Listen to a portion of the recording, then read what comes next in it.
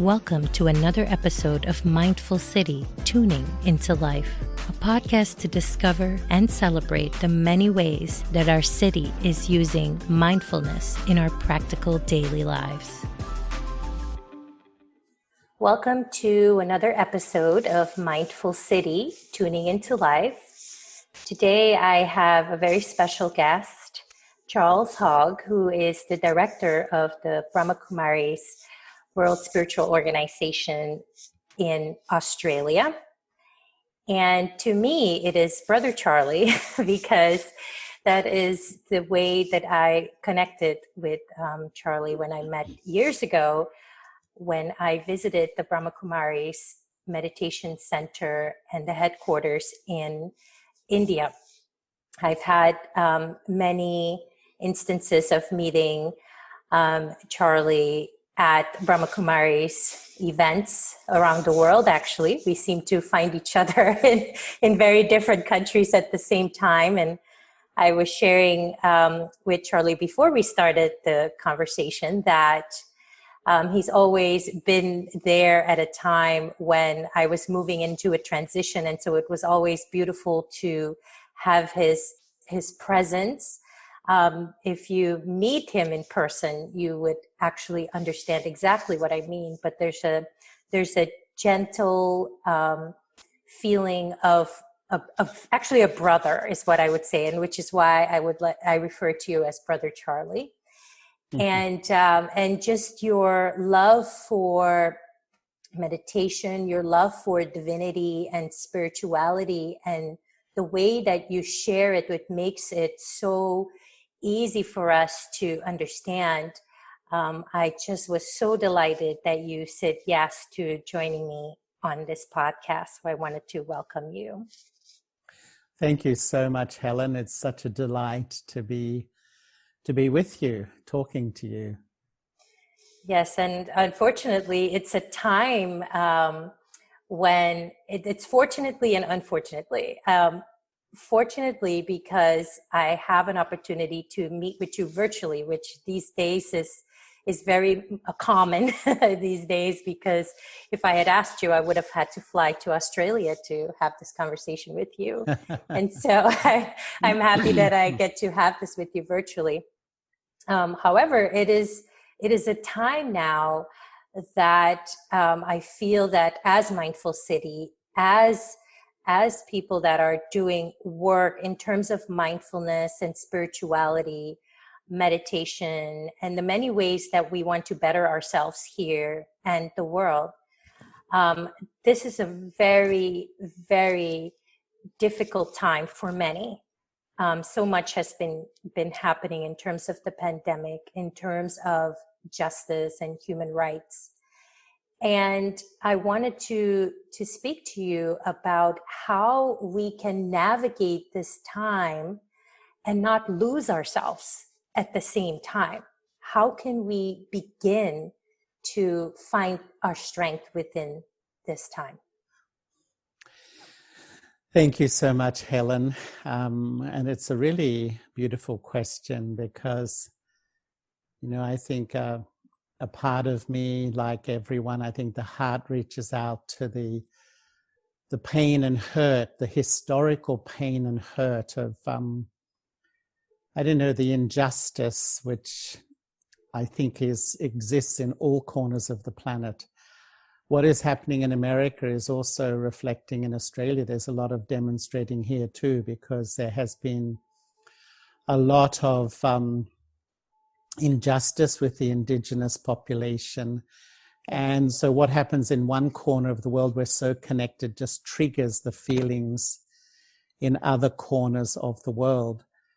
And I've been reflecting and talking with some friends here, and it just seems that we're going through such an extraordinary period at the moment where I think a lot of us are, if we go deep underneath all this stuff, we really don't want to be labeled, pigeonholed according to what is superficial, or just my bodily image, if I can say, or my bodily identity. And if you look recently, there's been, the Me Too movement where there was a whole upheaval about, vision just because you're a woman.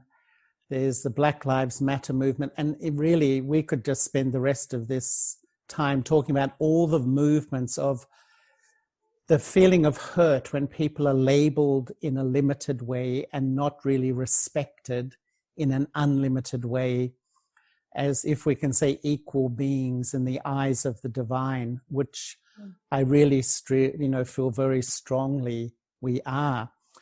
And perhaps we could even say it's like a yearning to reconnect with our true selves. And that's why there's an injustice on one level, but there's a deep, spiritual injustice on another level, that there's discrimination just based on that which is superficial, rather than really meeting each other as we really are, I would say, as spiritual beings. Do you feel that that people have a difficulty in seeing the oneness, as you were saying, in the way that we are seen in divine eyes, that we are the same? Do you feel that sometimes it's difficult because we feel we lose that part of ourselves that we do very much cherish, that's our culture, or that makes us unique and special? Yes, absolutely. I do think there's a huge challenge which, most of us have, to really perhaps even have the self-respect of who I really am. And so when other people label me, it sort of takes me to that place of, a lack of self-esteem and a feeling of hurt and pain, and all that sort of stuff really begins to emerge. And I think that, strangely though, out of these sort of episodes, sometimes we want to rise to a higher ground. We want to perhaps recognize who I am and go beyond all my labeling of myself. Once I heard Gandhi said that labels are for jars, they're not for people. That we, that labeling of the self and also the labeling of others. Because really, Helen, if you look at our planet, there's so much, shall we say, judgment based on superficial things. I can remember as a young person, I traveled the planet when I was 20 years old.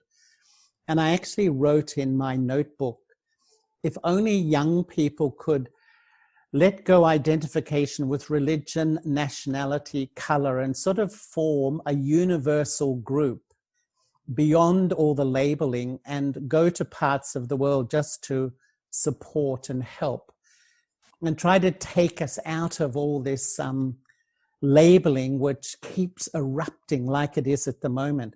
But I have a sense that after all the hurt comes out, really it will have an impact to take us to a higher level of respect, which I think, really is perhaps one of the positives that may come out of this episode, or we're hoping for.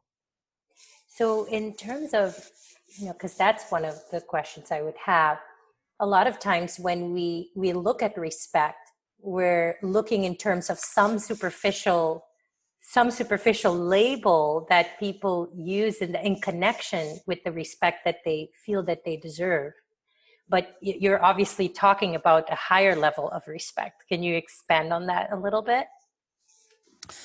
Yeah, I suppose all my practice over many years, and when I was just 22, I began to meditate, and I was taught an idea that had such an impact on really each aspect of my life, that in fact, I'm not this temporary body where I take a sense of my identity from all the labels, the color, the gender, the abilities, the disabilities, whatever they may be, but I'm actually an eternal soul. And I absolutely resonate with that. And even as my life goes on, it has a deeper and deeper meaning for me. And when I'm really connected with self, in that way, it sort of releases a quality of feeling of peace within myself. And so you not only connect with yourself, but you have something to share with your brothers and sisters, a fragrance of your mind and a sense that we're all one family in a real sense. Because the addiction is, the culture is that from day one, I'm told you're a male, you're a female, you're this, you're that. You just take on all the labels, which just create difference and conflict. And I think that when I start to reconnect with who I am, what I've found, it releases the self-respect we're all looking for. So that even if someone does look at me and label me, I know who I am, and I don't take on the hurt or the disrespect that may be. And in fact, I try to remain living in that higher place of self-value. And actually, I even remember I was in South Africa when Nelson Mandela was made president. And it was just an incredible time. It was like a whole country having a party. And what I was amazed, Helen, was that it wasn't just the blacks, the Africans who were having a party. Everyone felt free. Even the whites and the coloreds and the Asians, they're all the labels they use in Africa. But it was like it freed everybody. And what I found from Nelson Mandela was that he clearly stated that apartheid was absolutely wrong. It's against, all things of truth for human beings. But he did not hate those who sort of created that scheme or the oppressors. And in a way, what I learned from him was he dealt with the problem, and in fact, he even respected his enemies. And I think that was the most powerful way that he disempowered opposition, is to respect those who are the propagators of this sort of stuff. Somehow he disempowered and changed a whole country, I believe, with his attitude. So he said, this is wrong, but he didn't hate those who were perpetuating the wrong. He didn't even oppose them. He just kept staying in the right place, in the elevated place of his own self-respect.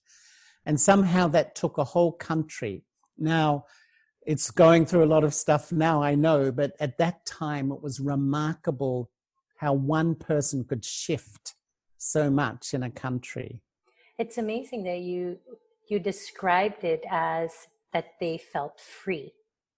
Because that's my sense of when you're sharing this with me, being free from the labels just gives me a feeling of complete freedom, meaning I'm not influenced by someone's opinion based upon the label, because I'm so in touch with who I really am.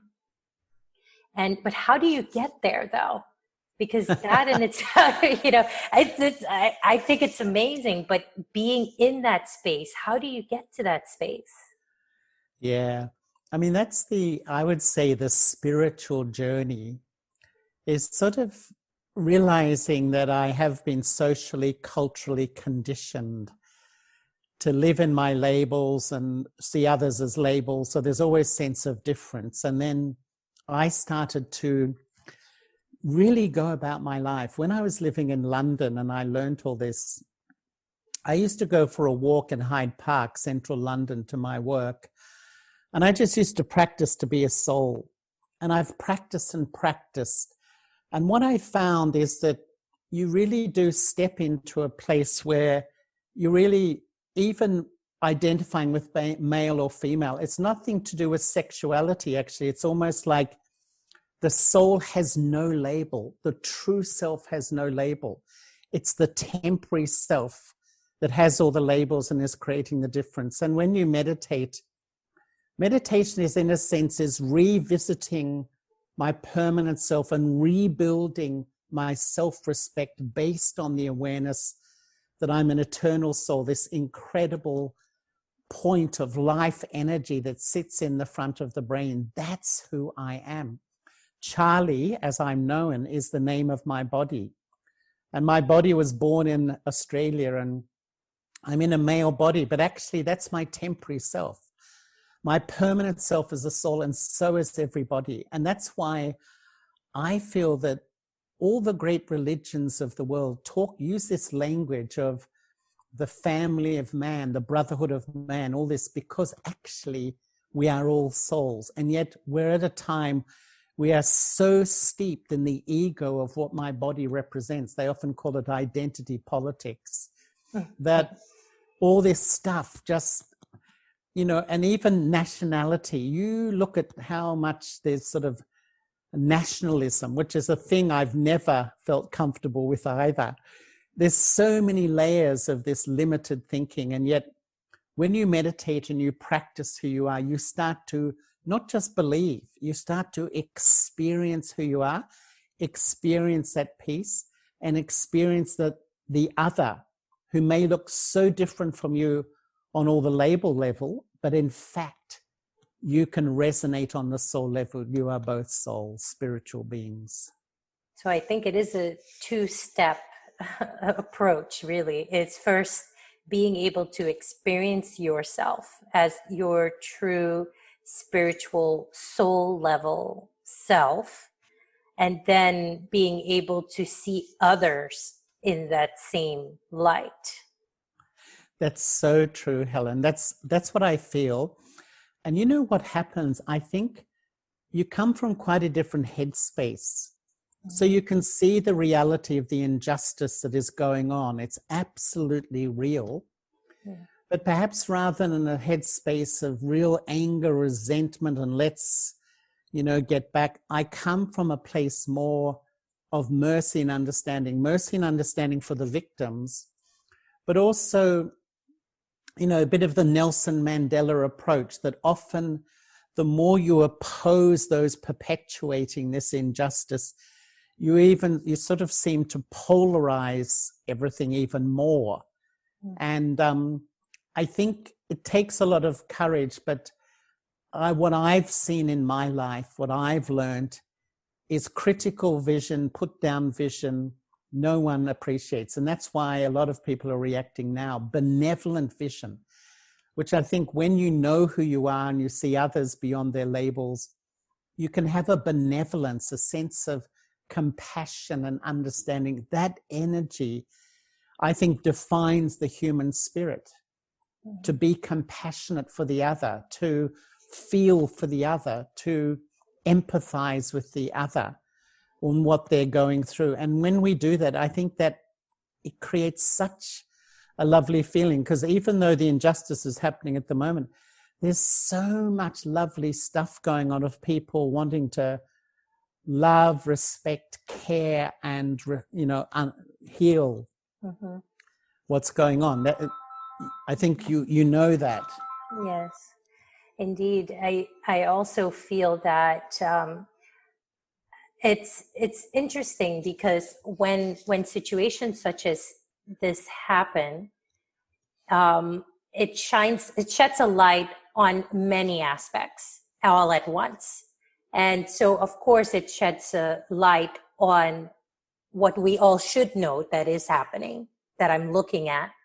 But I'm also overwhelmed by the amount of people that are coming out and speaking out and are showing such love for each other at the same time. It's almost as if that was also not being shown.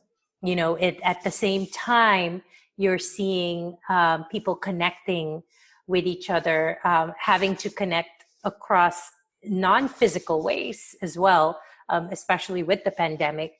But you just really, I think people do find these times they dig deeper and deeper into the self and find virtues within themselves that they didn't even know were there. So at the same time, you're also seeing it. But for me, it can be a roller coaster of emotions at the same time, because I want to acknowledge my feeling, my sadness.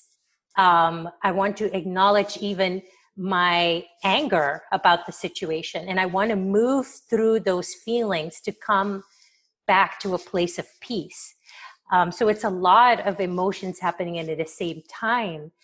What would be your guidance, though? Because, in any situation, even, I seem to feel that it's a grieving process, in our life, in as a culture, as a society, in our personal relationships, in my relationship with my job. It always goes through this process of grieving. So there's this part of me that has to look at what's really happening. And then I have to move through that to a place where I'm at peace. How do we go through that process and come out okay at the end,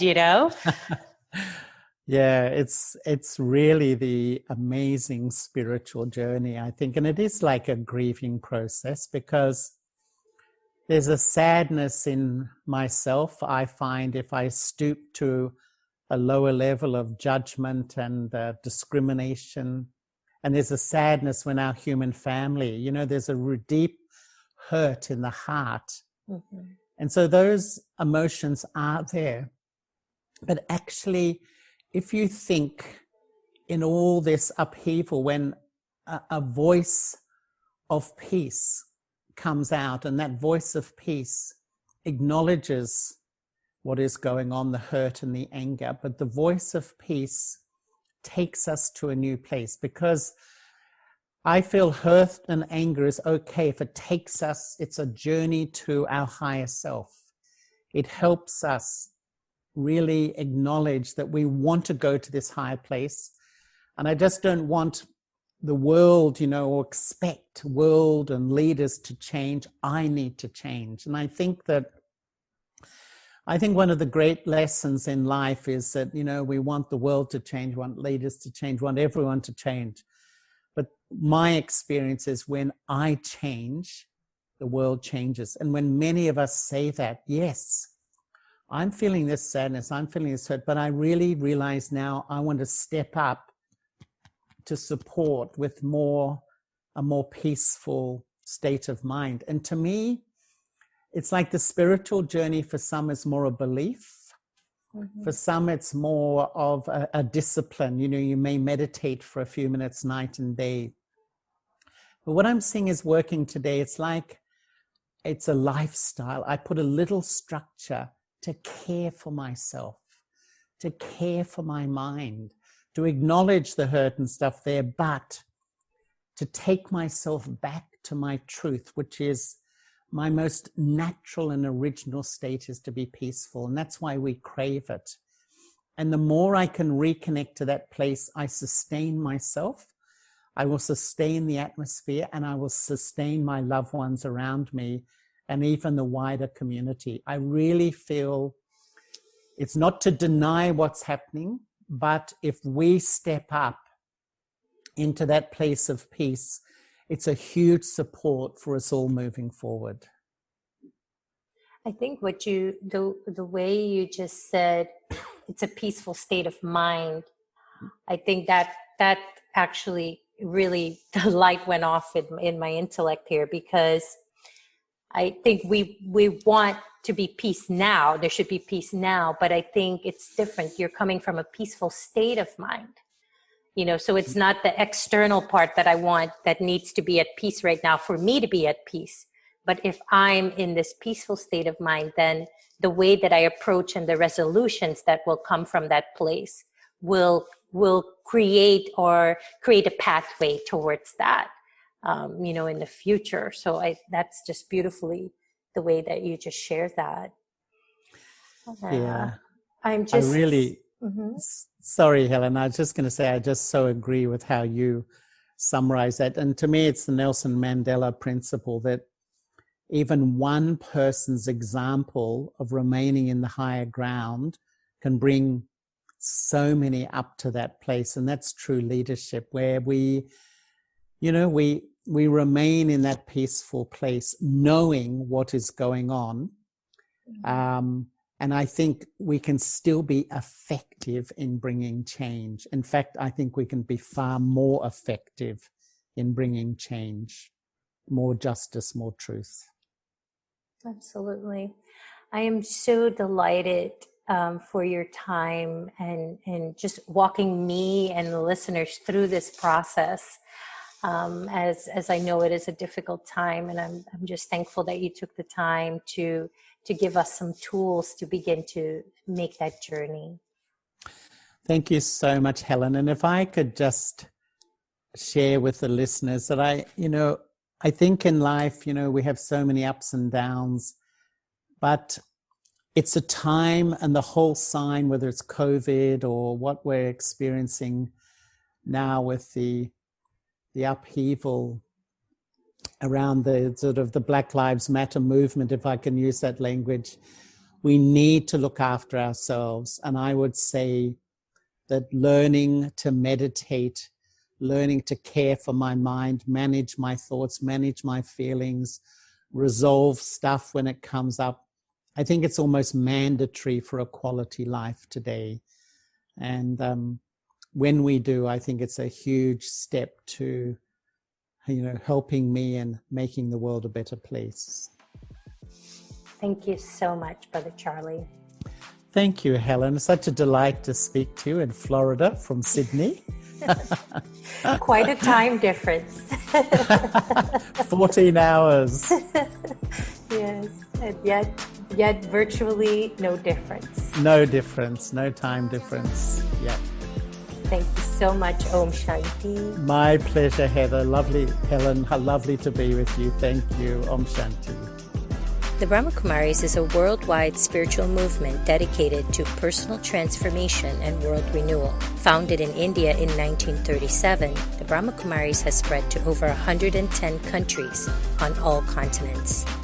To find out more about the Brahma Kumaris, visit them at www.brahmakumaris.org.